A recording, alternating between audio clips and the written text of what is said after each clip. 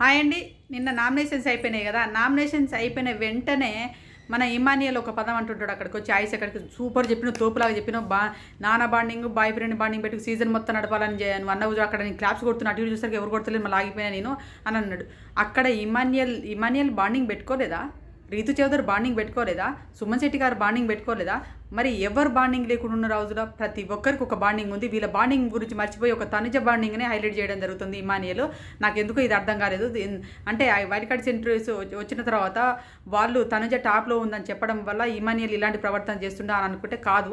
First నుంచి కూడా Emmanuel Tanuja పైన ఏదో ఒక నెగిటివ్ కోణంలో ఆలోచిస్తూనే ఉన్నాడు అని నాకు అనిపించింది. మీకు ఎలా అనిపించింది? ఏంది ఇమానియల్ ఇట్లా అంటున్నానని మీరు అనుకోకండి, నాకైతే అదే అనిపించింది.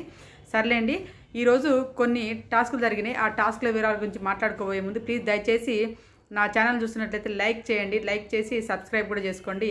ఏంటంటే కెప్టెన్ కంటెండర్ టాస్క్ జరిగింది హౌజ్లో.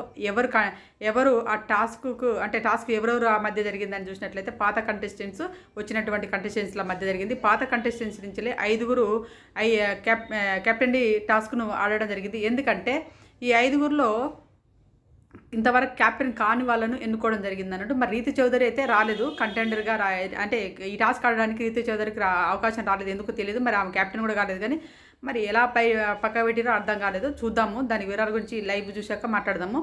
ఇక్కడ ఎవరైరంటే టాస్క్ ఆడింది ఎవరెవరంటే భరణి గారు, దివ్య, తనుజ, సుమన్ శెట్టి గారు, సంజన గారు. ఈ 5 పాత కంటెస్టెంట్స్ నుంచి, మిగతా వాళ్ళు వైల్డ్ కార్డ్స్ అన్నట్టు. వీళ్ళ మధ్య ఈ టాస్క్ జరుగుతుంది. ఇక్కడ పాత కంటెస్టెంట్స్లలో అందరూ ఒక 1 by 1 అవుట్ అయిన తర్వాత సుమన్ శెట్టి గారికి, తనుజ గారికి పడుతుంది. లాస్ట్ రౌండ్లో తనుజ గెలుస్తుంది. తనుజ పాత కంటెస్టెంట్స్ నుంచి ఒక కంటెండర్గా తనుజ ఎన్నుకోవడం జరుగుతుంది అన్నట్టు. మరి ఇప్పుడు అవతల వైపు నుంచి వచ్చినటువంటి 6 తనుజకి పడుతుందా, లేకపోతే అల్ల ఎవరన్నా వస్తారా లాస్ట్ రౌండ్కి అనే దాని గురించి మనం లైవ్ చూసినాకనే మాట్లాడదాం. ఈ వారం ఎవరు క్యాప్టెన్ కావాలని కోరుకుంటారో కామెంట్ చేయండి.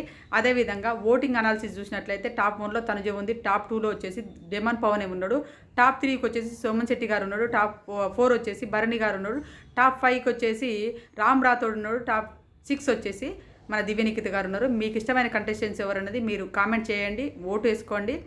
మరిన్ని అప్డేట్ కోసం మాత్రం మా ఛానల్ సబ్స్క్రైబ్ చేసుకోండి. Please subscribe my channel.